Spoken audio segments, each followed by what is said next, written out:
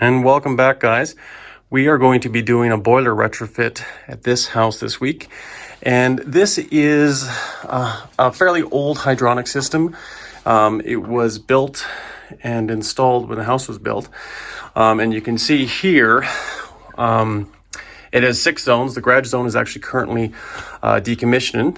But also you can see time has given the ghost on this, and you can see some erosion coming from some of the couplings. And ultimately, we are going to rip this whole thing out and replace it with something a lot more modern and newer. Currently, there's a super hot 225,000 BTU furnace in here, natural draft. And it also has a low temperature loop down over here that goes and heats the floor for a 7th zone. It is not currently piped how I would have piped it. It has worked all these years, but it's definitely not a primary secondary setup by any means. And the whole boiler is worked off this one pump, and it should have been 2 or possibly even 3 pumps. But that's what we're going to do, and we're going to change it out to a more modern Navien NFC-175 combi boiler. So I just wanted to give you guys just a brief overview of what we have here and what's going to happen. And you probably won't even recognize this once we get done. But for now, I'm going to sign off, and we will see you guys in about a week or 2. And we're back, guys. As you can see, we have now fully removed the boiler. All the zones, all the manifolds, piping, venting, everything has been completely ripped out all the way down to the floor poly B here. And you can see up here, we have our exposed chimney, which is more than likely where we're going to put our venting. We haven't confirmed that yet. All what remains is actually the hot water tank itself.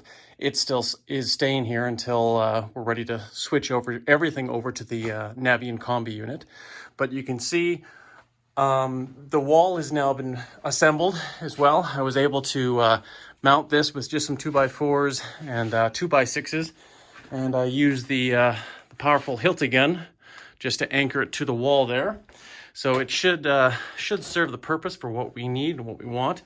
And what we'll probably start doing is putting some plywood on, maybe leaving the tops and bottoms so we can feed all our piping through and start mapping out how we're going to design everything. So I just wanted to take another stop and just show you what we've done so far. Well, I guess when I say we, it's myself. Unfortunately, I'm working alone today. So yeah, and this was all in the matter of about 4 or 5 hours, probably not even that. So feel we're making good progress, and we will talk to you guys later. And we're back, guys. A week later, we finished installing this Navien NFC-175. And here's what it looks like.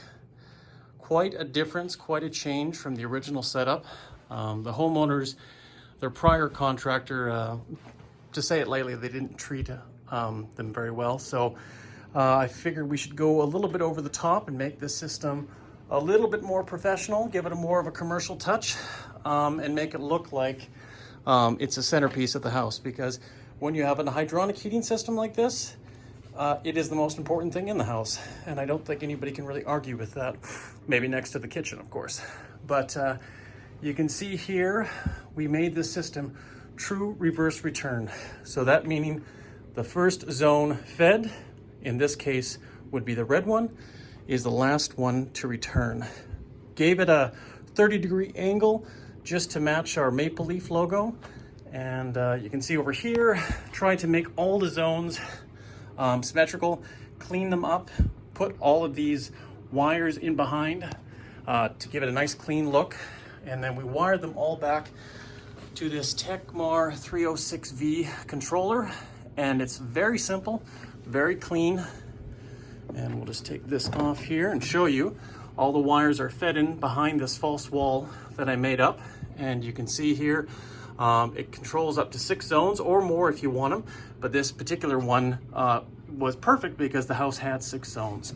Those are the living room, the garage, kitchen, bedrooms, master bedroom, front entrance. And this is why people love boilers, because you can zone different parts of the house and make your house far more comfortable. Going down here, we added some thermometers to see the temperature and our delta T. We can also go over here. Here's where our main system pump is. and we go back further, it splits off to another system pump, and this will also feed the in-floor heat, which is its own separate zone, and it actually is controlled by the boiler itself, because on these Navien NFCs, they actually can control up to 3 separate pumps and zones inside the actual boiler itself. So yeah, and once again, it's reverse return. The first one fed, which is green, is the last one to return. It's the true way of doing hydronics and the proper way of doing hydronics. Over here, we put in a Calefacto expansion tank with its mounting bracket and also the pressure gauge.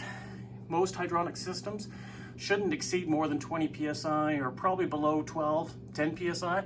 So we're well within that range. And then we have our loops coming out of the floor there. And then over here, we put microfix hangers in here, dielectric unions to make servicing. If you ever have to change the reliefs or the T&Ps, very easy to do. The appropriate controls. You also have the appropriate mixing valve to dial in your temperature to whatever one you want. Usually we want about 110 degrees, maybe even less going out, and that's exactly what we have. And then of course down here we have our primary header coming out of the boiler. This is obviously the very busy part of the system. You have your flush valves for your domestic. You have your flushing valves for your heating side, and that's to put a descaler in every year. Should always get serviced. If you don't get it serviced every year, you should, for warranty purposes and also for the longevity of your unit. Down here you have what's called a NaviClean. It comes with Navien. They actually provide it as well as with this manifold. And this guy right here are really cool because it literally is a magnet that traps all metals and other bad things that you don't want in your system or to go into the boiler to give it a longer life cycle. Once again, annual servicing is always a good thing for this unit. Right behind here you can see the gas and the condensate line going down and over to the drain, and that's pretty much it. I mean, aside from a lot of different controls behind here, and since we're here, we might as well just take a brief look behind this unit and see what it has in store for us. That is the heart of the system right there, the control board. You can see the terminals for all 3 zones. In this particular case, zone 3 is our primary zone. It controls everything, and then we have our pump terminals over here, heat exchanger in behind for the domestic hot water, solenoid valve that brings in the appropriate pressure for the boiler from city pressure. Fire tube boiler, the best on the market. If you're going to put a boiler in, I always recommend a fire tube.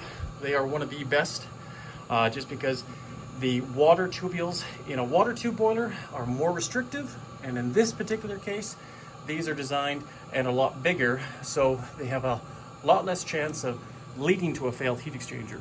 But once again, servicing is very important. Up here we have our exhaust and our intake.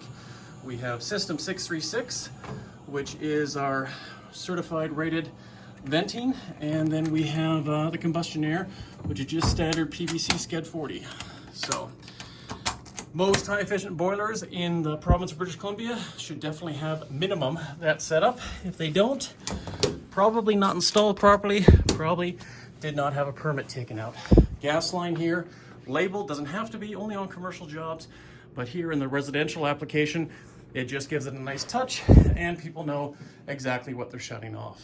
So yeah, hopefully you guys enjoyed this video and you like the look of the whole system. I wanted to do something a little bit differently than just having straight or level manifolds. I wanted to add a bit of art because I truly believe hydronics is all about doing art, and there is a certain beauty about hiding a lot of wires to make it very simple. And you can see up here in the T-bar ceiling, we were able to hide all those, bring them down behind the wall where we needed to.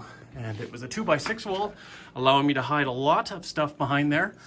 And ultimately, if you ever need to get at it, there are screwed in panels for inspection on various corners. You just have to take off a few things. And that, as they say, is that. I'm James from Canuck Mechanical here, just signing out, and you guys all have a wonderful day.